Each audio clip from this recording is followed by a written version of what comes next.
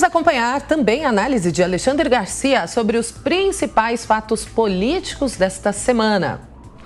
Oi, Alexandre, o que você destaca como fato mais inusitado? Olá, pois é, só que não é mais nem novidade ministro do Supremo exprimindo opinião, né? Abrindo mão da necessária imparcialidade, isenção, né?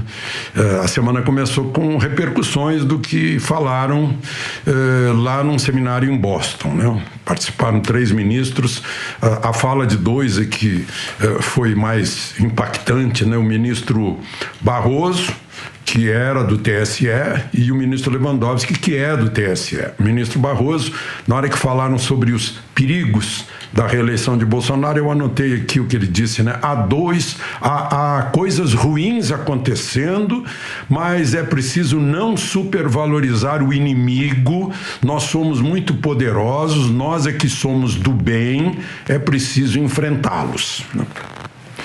E o ministro Lewandowski, por sua vez, atribuiu a Bolsonaro, né, o negacionismo do governo, ele falou, o negacionismo do governo que teria causado mais mortes durante a pandemia. Pois é, eu fico imaginando, né, esses 2 ministros, no tempo que estavam na faculdade de Direito, se ouviram, por acaso, algum ministro do Supremo daquela época fazer algo semelhante. Certamente não. Eram bons tempos em que falavam apenas nos autos. Agora, Alexandre, por qual razão esse seminário em Boston atraiu tanto atenção, hein? Bom, acompanhamos por 2 motivos, né? O primeiro é que o presidente que quer ser reeleito e vai para o segundo turno dia 24, é o que diz que a Amazônia é do mundo, né? Ele falou em nossa casa, a Amazônia é nossa casa. E segundo lugar, porque aqui no Brasil a gente discute a transparência das apurações e lá na França a eleição é literalmente transparente, porque as urnas são de acrílico. O voto em papel entra na urna, o eleitor vê o voto entrando, assim que termina a votação, na própria sessão, sob fiscalização de todos, são contados os votos e o resultado sai imediatamente. Né? É um bom exemplo que a gente vê lá num país super democrático como é a França. Aliás, o ministro Fachin convidou a União Europeia para monitorar as eleições no Brasil, né? Eu sei que muita gente acha, puxa, isso é o tal complexo de vira-lata, né? Mas, enfim, nós não somos membros da União Europeia, nós somos membros da OEA, da ONU, mas não da União Europeia.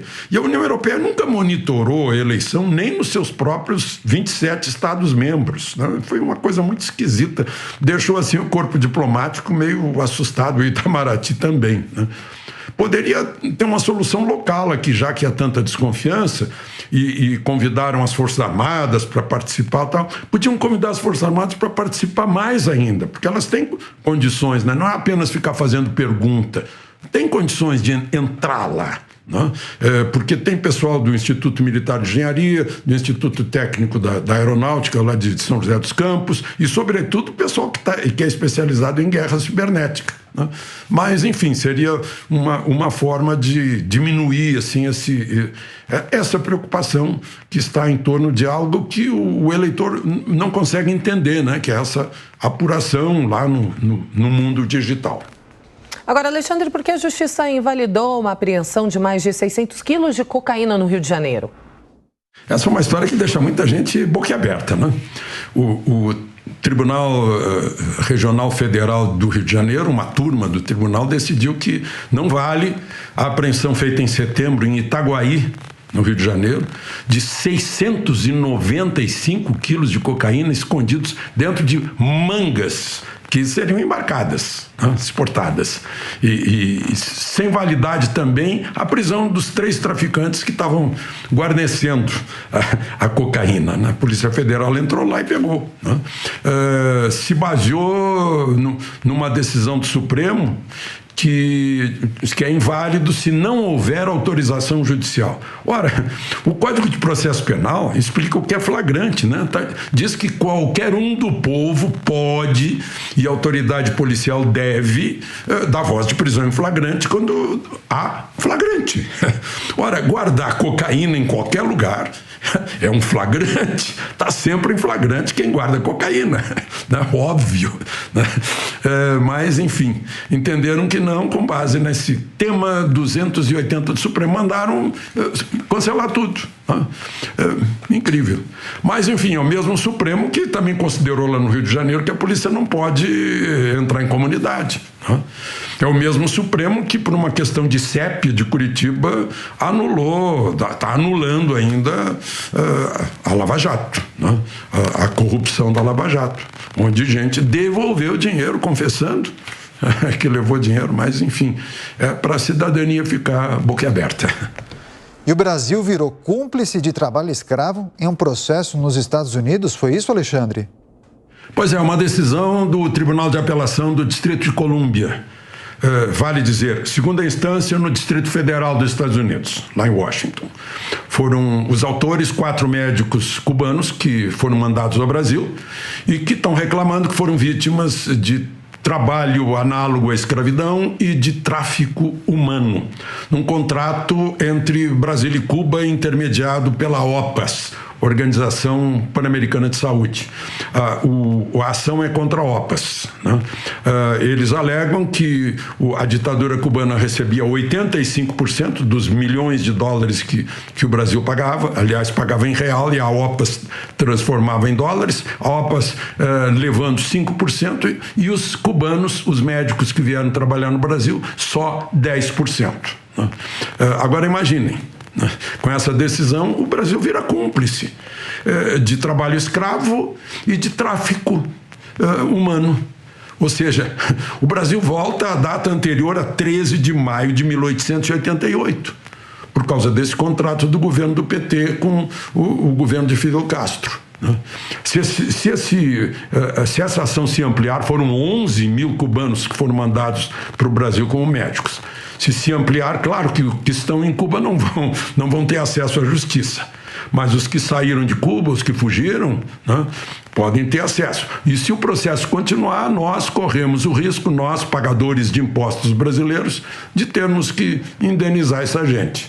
Né? Mais o vexame de estarmos envolvidos num caso de trabalho escravo e tráfego humano. Embaixadores se encontraram com o presidente Jair Bolsonaro esta semana e qual foi a impressão deles, Alexandre? Pois é, esta semana, na quarta-feira, o presidente da República convidou embaixadores para um evento no Palácio do Planalto. Foram 12, né? E eles me contaram que ficaram muito bem impressionados com o discurso de estadista que o presidente fez, né?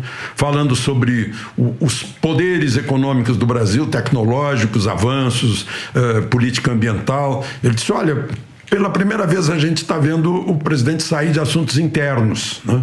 E ele, inclusive, desafiou os europeus a terem um sistema de preservação do meio ambiente como nós temos aqui no Brasil. Mas ele viajou como faz todas as semanas. Foi a João Pinheiro, Minas Gerais, entregar título de terra. Ele é recordista nisso, já entregou muito mais que os últimos presidentes juntos. E improvisou uma passada por Paracatu. Olha, foi aquela apoteose, né? Logo, e hoje, na Sexta-feira Santa, ele aceitou o convite de participar da tradicional motociata, né?